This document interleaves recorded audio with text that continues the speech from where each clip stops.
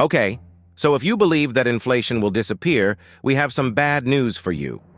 We are in the economic twilight zone, and we all know what has transpired in the last 2 years.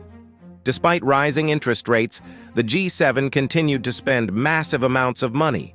Hundreds of billions of dollars have been borrowed and spent in Ukraine, with the majority of that money going into weapons production. We must grasp the G7 economy's major growth drivers in the coming years. Sure, technology is a major sector, but so is the military-industrial complex. And it isn't just the United States that will ramp things up. In the next 5 years, we must increase our defense industry capabilities significantly. At the center of this must be a simple premise. Europe must spend more, spend better, and spend within its borders. This will enable us to meet the critical need to rebuild, restock, and upgrade member nations' military forces, as well as continue to support Ukraine. In doing so, Europe should work to create and produce the next generation of battle-winning operational capabilities. So Europe will increase its war spending as well. From the Lion, she wants an EU defense machine that produces weapons. However, this is not only applicable to Europeans. The Canadians are now scrambling to expand DIAS as well. Canada and the Nordic countries are forming an Arctic alliance to oppose Russia and China. Canada and countries such as Finland, Sweden, and Denmark want to form a coalition. They feel Russia and China wield too much power in the Arctic region. If you look at the map, Russia's military presence dwarfs NATO's. The entire northeast corridor is lined with Russian military in the northern districts. Russia has the numerical edge, allowing Putin to gradually take over more of the Arctic territory to establish further bases or exploit its resources. Canada and the Nordic countries want to establish an Arctic security conversation that extends beyond confronting Russia's military.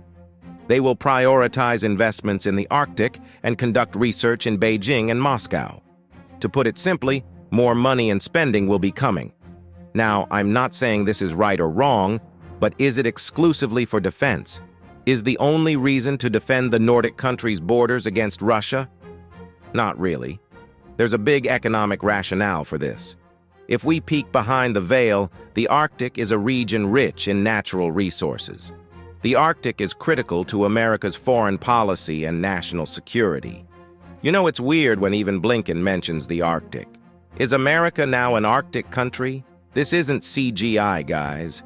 Hearing Blinken discuss America's Arctic strategy is weird, and he made the agenda apparent. There are several riches beneath the ice and glaciers, vast sums of wealth waiting to be taken by anyone with a foothold there. The oil and gas industry alone is a gold mine. There are 13% of undiscovered oil reserves, or 90 billion barrels, which is equivalent to 1/3 of Saudi Arabia. 30% of unknown natural gas is also hidden beneath the ice. The region is a natural resource haven. In dollars, the Arctic glaciers are worth at least $1 trillion. So you can understand why the G7 does not want Russia or China to attend.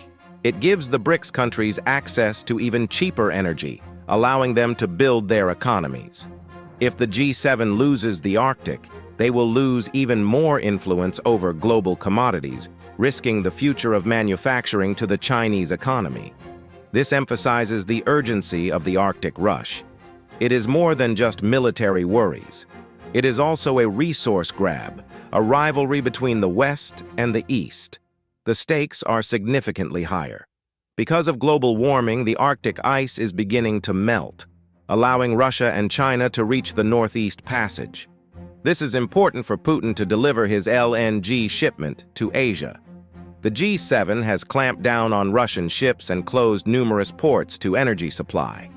Control of the Arctic allows Russia to shift its exports eastward via Alaska and down to China. So, there is a significant geopolitical element to this as well. By controlling the Arctic, the G7 will make it more difficult for Russia to reach the Northeast Passage. The main question is, if the West can afford this Arctic adventure, how much more money will they pour in to challenge the Russians? If the Chinese pour money in, can Canada and the Nordic countries compete? Just a week ago, Chinese boats were seen patrolling the Arctic Ocean alongside Russian ships, indicating that the region is firmly on Beijing's radar. This will be a struggle of economic attrition once more. And how much can the West borrow and spend? They've already spent hundreds of billions on Ukraine. Simply look at the quantity. According to the Council on Foreign Relations, the United States has $106 billion, the European Union has almost $90 billion, and the United Kingdom and Japan have $30 billion combined. So, if the G7 decides to challenge Russia in the Arctic, we may expect increased spending to flood the global economy. Even if both the Israeli and Ukrainian wars stop tomorrow, the West's military spending will continue. They will continue to guard against Russia and China. And for us, the consequences are straightforward. Inflation will remain a major crisis, resulting in enormous financial losses. Let us now turn our attention to the G7's second panic crisis. This time it's the U.S. in jeopardy because they might be losing grip on a very important friend in Latin America. We're of course referring to Argentina's president, Javier Milei. Milei has been an enthusiastic supporter of the United States, and he admires Western countries. We all recall Milei declining the invitation to join BRICS. He also promised to cut ties with China and instead align himself more closely with the United States and other democratic countries.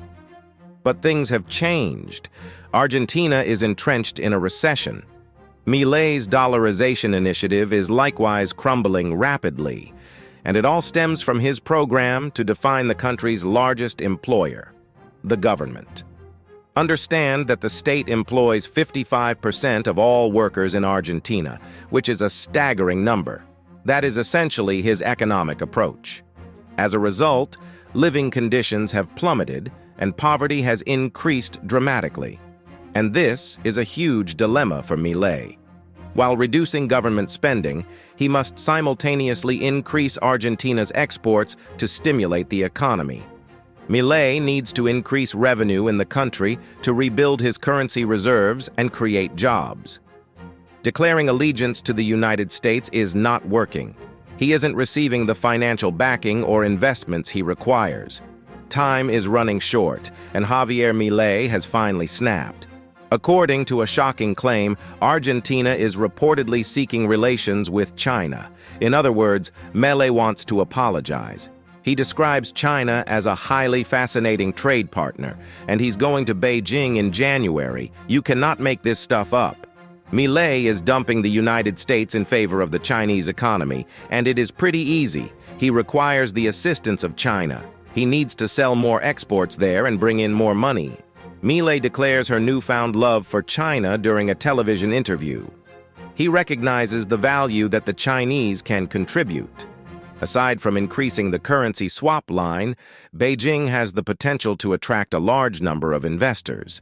Chinese corporations have spent more than $150 billion in Argentina. They have created a slew of infrastructure projects in Latin America with funds provided by Chinese banks. China is also developing a $3 billion megaport in Peru. The port is majority owned by the Chinese shipping behemoth COSCO, making it critical for Latin America. Countries like Brazil will gain from marketing their exports through it.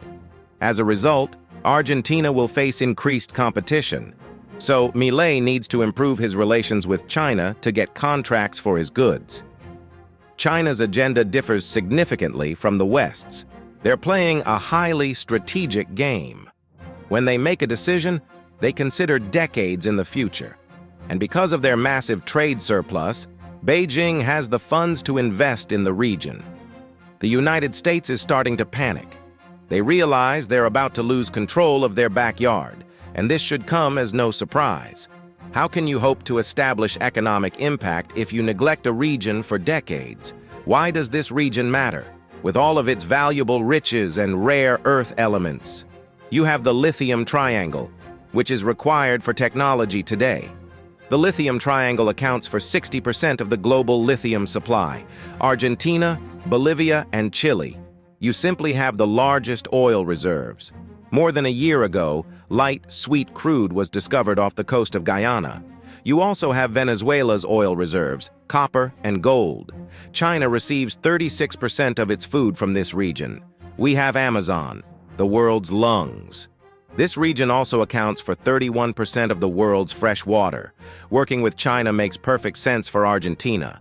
They purchase your exports, offer financing, and invest billions more in the country. During a tour of the country, China's envoy dangled a very large carrot in front of Mili. Chinese EV businesses are already operating in Brazil. BYD's facility will begin production in 2025, the following year. There is no reason why China cannot set up shop in Argentina. If Chinese EV plants open in Argentina, it may spur additional investments in lithium and other minerals. So there is a sense of urgency to get Chinese money in. Argentina's playbook is quite straightforward. We've known this for a time. Sell more products to China, attract their investment, and expand your economy. Biden is not putting money in. The remainder of the G7 is similarly making minimal investments, so we can understand why the West is panicking. Mili is starting to wake up. The Arctic is now largely under Russian control, while China is well entrenched in Latin America. To offset this, the West will have to spend a lot, which it simply does not have. But tell me what you think. Can the West conquer the Arctic from Putin? And is Argentina sincere about cooperating with China? Please let me know in the comments below. Stay safe. Be sure to hit the like button and subscribe as we navigate these tumultuous times.